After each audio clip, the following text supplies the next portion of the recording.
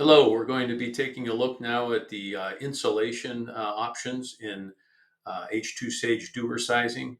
So this is a quick look at the plot of data that you can use for your custom insulation. But let me just review quickly this Dewar sizing, the inner vessel page, which I've added a bit more information, including a saturation table for hydrogen so that you can keep track of your temperatures, whether you're subcooled or superheated, as well as what your saturation condition is.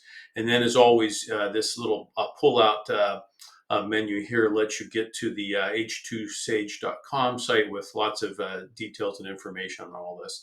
And I rearranged just a little bit to make it a little bit easier to get the inputs in for that vessel sizing so that you can take a look at your tank.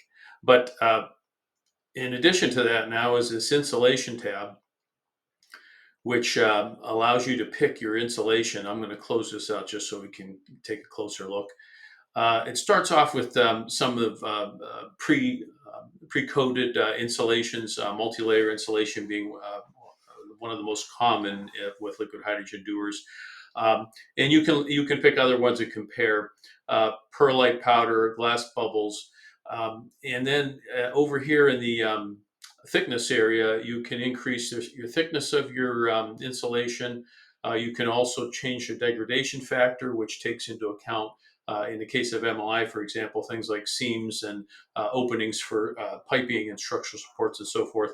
I would recommend going between 2 and 3 in the degradation factor for MLI. Some of the other ones, you might be able to have a lower degradation factor based on the effects of degradation for those.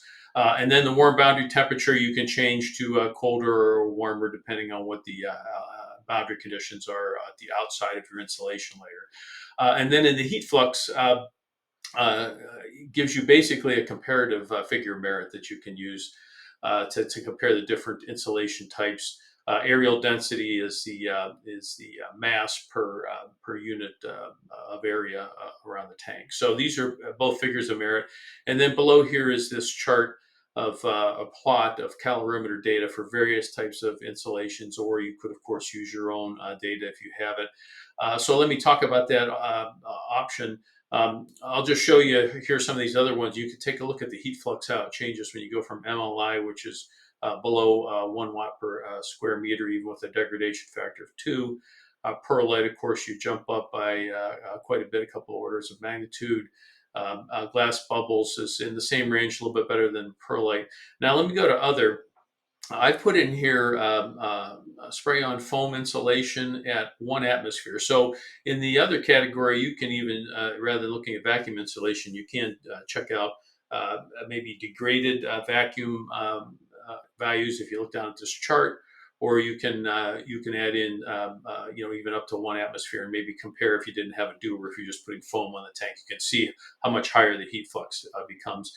And these are all changeable, of course, so you can put in your own data, whatever custom insulation you have, and then whatever values you want here for your thermal conductivity apparent, and as well as your density. So that's a quick look at the insulation, the new feature now that's in the H2 Sage Dewar sizing, tank sizing.